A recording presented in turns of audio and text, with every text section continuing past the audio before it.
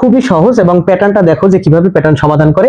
যদি এভাবে পাশাপাশি দুইটি সংখ্যা থাকে, তোমরা এই পাশাপাশি দুইটি সংখ্যা দেখেই বুঝতে পারবে যে এই প্যাটার্নটা কি হবে এবং নিয়মগুলো আমরা সুন্দর করে লিখে ফেলবো। তো দেখো পাশাপাশি দুটি সংখ্যা আছে 14 এবং 18।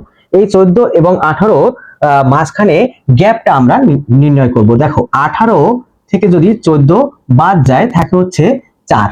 18 থেকে 14 যদি বিয়োগ করি কত থাকে? 4 থাকে। তার মানে হচ্ছে এবারে তুমি এই 22 থেকে 18টা বিয়োগ করে দেখবে। 22 থেকে যদি আমি 18 বিয়োগ করি তাহলেও থাকে 4। তার মানে আমরা কিন্তু অলরেডি বুঝে গেছি যে এখানে 4 করে করে করে করে বাড়ছে। কিরকম? 14 সাথে 4 তাহলে আমরা যোগ দিলে হয় 18। 18 সাথে 4 যোগ দিলে হয় 22।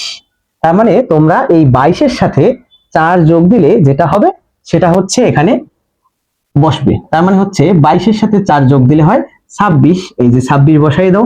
এরপরে 26 এর সাথে আবার 4 যোগ দিলে পরের সংখ্যাটি পাওয়া যাবে। তার মানে পরের শূন্যস্থানের সংখ্যাটি হবে 26 যোগ 4 30। তার মানে হচ্ছে 30। এরপরে পরের সংখ্যাটি হবে 30 থেকে 30 এর সাথে আমরা 4 যোগ দিব, তাহলে হয়ে যাবে কত? 34। তার মানে এই পরের সংখ্যাটি হবে 34। এখন দেখো নিয়মটা কি। 4 যোগ করে করে আমরা প্রথমে কি করছি? গ্যাপটা আসলে দেখেছি যে দুইজনের মধ্যে পার্থক্যটা কতটুকু। এই যে এই একটা সংখ্যা আছে, এই একটা সংখ্যা আছে, এই দুইটি সংখ্যার মাঝখানে কি পরিমাণ পার্থক্য, সেই জন্য বড় সংখ্যাটি থেকে ঠিক তার আগের সংখ্যাটি বিয়োগ করেছি এবং দেখেছি পার্থক্য 4। তার মানে আমার এই সংখ্যাটি 4 করে করে করে করে বাড়ছে। আর যদি তোমরা একবারই দেখা মাত্র বলে দিতে পারো যে এখানে 4 করে করে বাড়ছে, তাহলে আর তোমাদের এই বিয়োগ করারও প্রয়োজন হবে না। তো সেক্ষেত্রে দেখো এখানে নিয়ম হচ্ছে যে যোগ আগের সংখ্যার সাথে যেহেতু 4 করে করে যোগ হচ্ছে, তার মানে তোমরা লিখবা যে যোগ 4। এই যে যোগ 4, তার মানে আগে একটা যোগ সংখ্যা দিয়ে বুঝাইছে যে এটা পূর্ববর্তী সংখ্যার পূর্বের সংখ্যাটির সাথে 4 যোগ হয়ে পরবর্তী সংখ্যাটি হয়েছে। তো এরকম পরেরটা দেখো, এখানে আমরা বড় সংখ্যাটি থেকে আস্তে আস্তে ছোট সংখ্যার দিকে যাচ্ছি। তোমরা খেয়াল করলে দেখতে পারবে 30 থেকে 26 এর দিকে যাচ্ছি। তার মানে 30 বড়, 26 ছোট। 30 থেকে 26, 26 থেকে 22 হয়ে যাচ্ছে, 22 থেকে 18 হয়ে যাচ্ছে। এরপরের দুইটা ঘরে কি হবে শূন্যস্থানে, এটা আমাদেরকে জানতে বলছে। এখন হচ্ছে আমাদের কাছে জানতে চাইছে, তো এই যে দুইটার গ্যাপ তুমি দেখো কত কমলো, সেটা আমরা কিভাবে বের করতে পারবো? এই একই নিয়মে আমরা বের করে ফেলবো। যে আমরা করব কি, আমরা হচ্ছে ওই আগেরটা যেরকম করেছি, তো আমরা এই একই নিয়মে এটা বের করে ফেলতে পারবো। 30 থেকে 26 এর মাঝখানে গ্যাপ কত? তার মানে তুমি এরকম 30 লিখবে, 30 বিয়োগ 26, কত গ্যাপ? 4।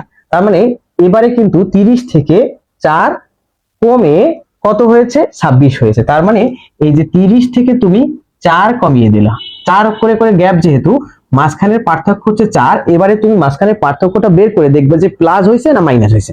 যদি বাড়তে থাকে, যত দূরে যাচ্ছি ডান দিকে বাড়তেছে, তাহলে আমরা বুঝবো প্লাস হয়েছে। আর যদি কমতে থাকে তাহলে বুঝবো মাইনাস হয়েছে। তো সেক্ষেত্রে এখানে আমরা অলরেডি জেনে গেছি যে এটা কমতেছে। তার মানে হচ্ছে 4 করে করে যেহেতু গ্যাপ, তার মানে 30 থেকে 4 বাদ দিলে থাকে কত? 26। এই 26 হয়ে গেছে। 26 থেকে 4 বাদ দিলে থাকে 22, 22 থেকে 4 বাদ দিলে থাকে কত? 18। এখন তুমি এই 18 থেকে 4 বাদ দিয়ে দাও, তাহলে থাকবে কত? 14। তার মানে হচ্ছে এখানে হচ্ছে 14 হবে। এরপরে হচ্ছে 14 থেকে আবার তুমি 4 বাদ দিয়ে দাও। 14 থেকে যদি 4 বাদ দেই তাহলে হয়ে যাবে 10। এখানে হচ্ছে 10। এবারে পরের সংখ্যাটি দেখো মিলে গেছে। 10 থেকে যদি আমি 4 বাদ দেই তাহলে এখানে আমাদের প্রশ্নে কিন্তু দেওয়া ছিল যে 6 হবে। তার মানে নিয়মটা হচ্ছে কি? মাইনাস 4। হ্যাঁ, এখানে নিয়মটা হচ্ছে কি?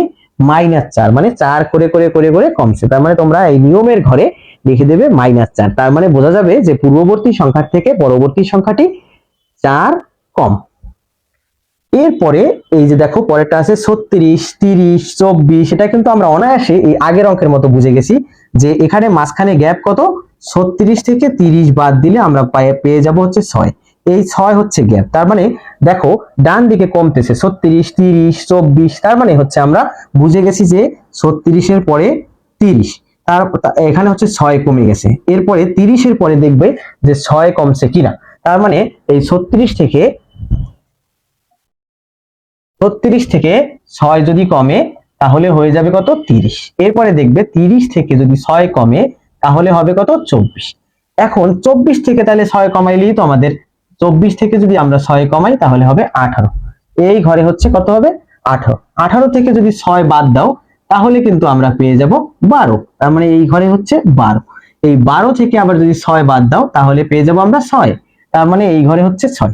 এখন দেখো 6 কিন্তু কম কম করে, এখন এই নিয়মটা হবে কত -6। নিয়মটিতে কিন্তু হবে কি -6 মানে বিয়োগ 6, 6 করে করে করে করে কমতেছে। এখন শিক্ষার্থীরা তোমাদের জন্য এই দুটো হোমওয়ার্ক 2, 8, 14 তারপরে ফাঁকা ঘর 32 এই নিয়ম সহ এই দুটো হোমওয়ার্ক তোমরা খাতায় তুলে আমাকে কমেন্ট করে জানাবে যে এই নিয়ম সহ যে আসলে এখানে এই দুটোর অ্যান্সার কি হবে।